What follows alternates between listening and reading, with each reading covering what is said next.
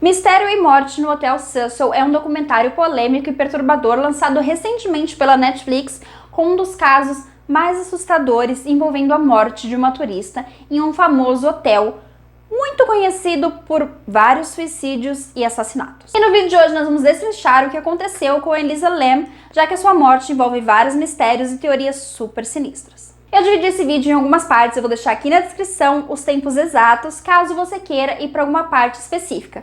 Mas eu recomendo que você assista o vídeo completo, assim você não perde nada. E bom, se você ainda não me conhece, eu sou a Roberta Marquia, então já deixa seu like, porque assim você ajuda esse vídeo a chegar a mais pessoas. Não esquece também de se inscrever no canal e ativar as notificações. Talvez você já tenha ouvido desse caso, principalmente porque ele é um dos casos mais famosos da internet. O documentário, dividido em 4 partes, vai contar o fim trágico da Elisa Lam, que se hospedou no Hotel Cecil e foi encontrada morta em uma das 4 caixas d'água do hotel. E até hoje ninguém sabe explicar o que realmente aconteceu com ela. E o que deixa esse caso ainda mais bizarro é que foi divulgado um vídeo na internet, teoricamente, de algumas horas antes dela morrer, onde ela tem um comportamento muito estranho no elevador. E antes da gente entrar no caso e falar sobre a Elisa e o que aconteceu com ela, nós temos um personagem muito importante para a nossa história e que não pode ficar de fora, que é o próprio Hotel Cecil. O Hotel Cecil fica localizado em Los Angeles e ele foi projetado para ser um grande hotel de luxo, mas com o passar do tempo não foi isso que aconteceu. Principalmente porque ele foi palco de diversos acontecimentos estranhos e tristes, como suicídios, assassinatos, e inclusive ficou hospedado nesse hotel um dos maiores serial killers da história, Richard Ramirez, que tem um documentário lá na Netflix falando só sobre esse caso. Por conta disso, ele acabou tendo então que cobrar por diárias mais baratas. Por conta dessas diárias mais baratas, ele acabou sendo muito procurado, principalmente por turistas que não sabiam dessas histórias macabras, mas ele também acabou atraindo pessoas que tinham acabado de sair da cadeia, hospitais psiquiátricos, traficantes, sem tetos, principalmente porque além das diárias mais baratas, eles também ofereciam pacotes para você ter uma estadia com maior quantidade de dias, então era super comum pessoas acabarem morando nesse hotel. E por ele acabar sendo moradia de várias pessoas e a reputação do hotel não estar lá muito boa, em 2011 os gerentes e donos do hotel resolveram dividir esse hotel em 2. O prédio era o mesmo, mas uma parte iria ficar como Hotel Cecil, que era para pessoas que moravam e tinham uma estadia maior, e a outra eles criaram o Stay On Man, que era um hotel só para turistas. Esse segundo hotel tinha uma entrada própria, se você via de fora você nem imaginava que ele na verdade fazia parte do Hotel Cecil.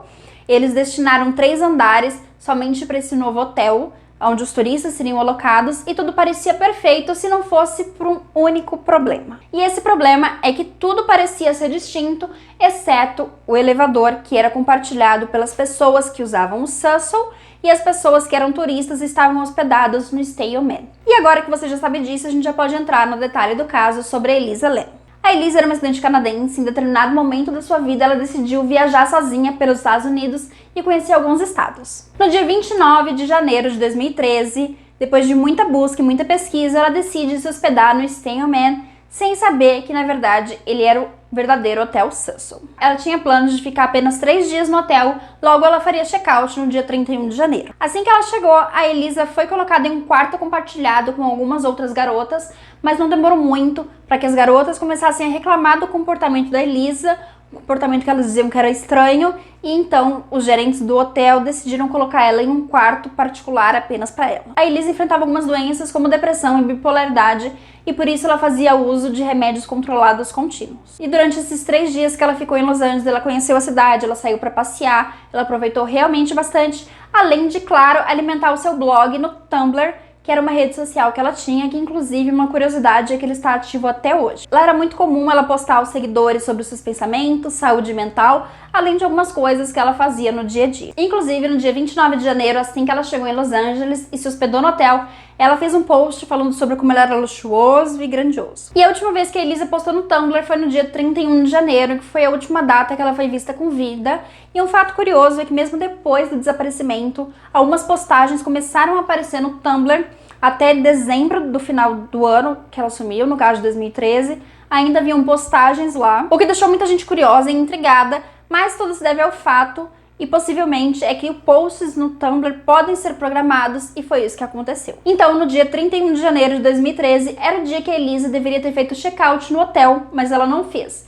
No dia seguinte, no dia 1º de fevereiro, os seus pais entram em contato com o hotel para saber se ela está bem, uma vez que eles tinham combinado de se falarem todos os dias e já fazia um dia que eles não tinham contato com a filha. Logo então começaram as buscas pela Elisa, foram espalhados cartazes por toda a cidade e os seus pais e a família decidiram vir para Los Angeles para acompanhar na busca da filha. Nesse meio tempo, os policiais que estão investigando o caso pedem ao hotel uma gravação das câmeras de segurança e é aí que eles descobrem duas coisas. A primeira é que a Elisa nunca chegou a sair do hotel e a segunda é um vídeo muito perturbador sobre o caso. Esse vídeo ficou muito famoso porque ele foi divulgado pela polícia para que as pessoas pudessem ajudar no caso. E logo com a repercussão ele atraiu muito a visibilidade e a atenção de youtubers, detetives particulares e pessoas interessadas que queriam ajudar na investigação. O vídeo todo tem cerca de 4 minutos e eu vou deixar ele no final desse vídeo para quem quiser assistir e tirar suas próprias conclusões. Nesse vídeo é possível notar que a Elisa entra no elevador, aperta vários botões e o elevador não se mexe. Depois ela sai do elevador, volta, se esconde e o elevador continua no mesmo andar. Ela sai do elevador mais uma vez, parece que está conversando com alguém, além de fazer gestos bem estranhos com as mãos.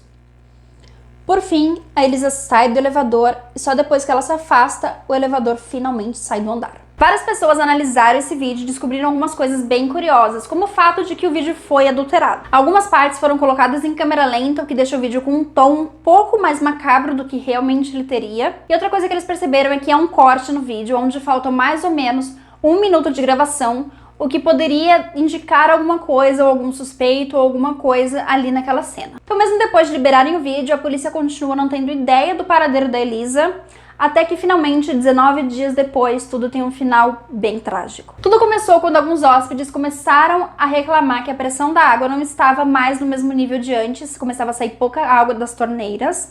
Além disso, a água também estava com um tom bem amarronzado, uma cor bem escura, e eles também relataram que a água estava com um gosto estranho. Porque, para quem não sabe, lá nos Estados Unidos é bem comum eles beberem água da própria torneira, uma vez que todas as águas são próprias para consumo. Atendendo então às reclamações dos hóspedes, o hotel mandou um funcionário até a caixa d'água que ficava no terraço. Lá tinham 4 caixas d'água, tanques enormes, com mais de 2 metros de altura. Então ele envia esse funcionário até lá para verificar se tem algum entupimento ou o que pode estar acontecendo. Como eu falei, esses tanques eram grandes, eles precisavam de uma escada para chegar até o topo, e assim que o funcionário chega, ele olha para uma janelinha que tinha uma abertura que permitia olhar, dentro do tanque, e é então que ele vê o corpo da Elisa. Ela estava flutuando, ela estava boiando de barriga para cima e completamente nua. A polícia logo é acionada e então, assim que eles chegam, eles decidem esvaziar todo o tanque, toda a caixa d'água, para depois então retirar o corpo da Elisa. E a partir daí que começam então as nossas principais dúvidas e controvérsias sobre esse caso. E aqui então a gente vai começar a esclarecer o que houve com base nas respostas que o documentário da Netflix trouxe pra gente. A primeira grande estranheza do caso é a respeito do elevador e o motivo dele não fechar enquanto a Elisa está dentro ou perto dele.